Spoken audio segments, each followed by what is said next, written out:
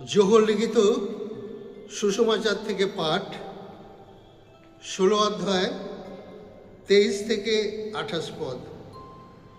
যিশুর নামে প্রার্থনা করলে সেই প্রার্থনা পূর্ণ হবেই।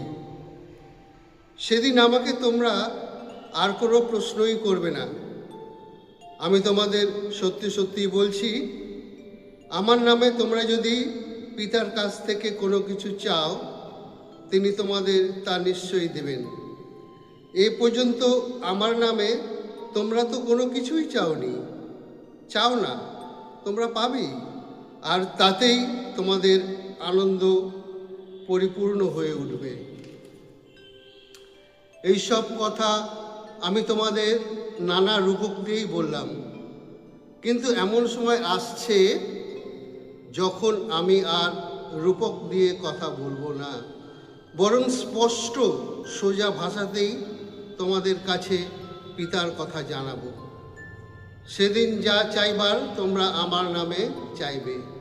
অবশ্য আমি এই কথা বলছি না যে তখন আমি তোমাদের জন্য পিতার কাছে প্রার্থনা জানাবো। না, পিতা নিজেই তো তোমাদের ভালোবাসেন, কেননা তোমরা আমাকে ভালোবেসেছ, আর আমি যে পরস্পরের কাছ থেকেই এখানে এসেছি তোমরা তো তা বিশ্বাসও করেছ। হ্যাঁ, আমি এসেছি পিতার কাছ থেকেই, এসেছি এই জগতে, আর এখন আমি এই জগৎ ছেড়ে চলে যাচ্ছি পিতার কাছেই। প্রভু যীশু খ্রিস্টের মঙ্গল সমাচার।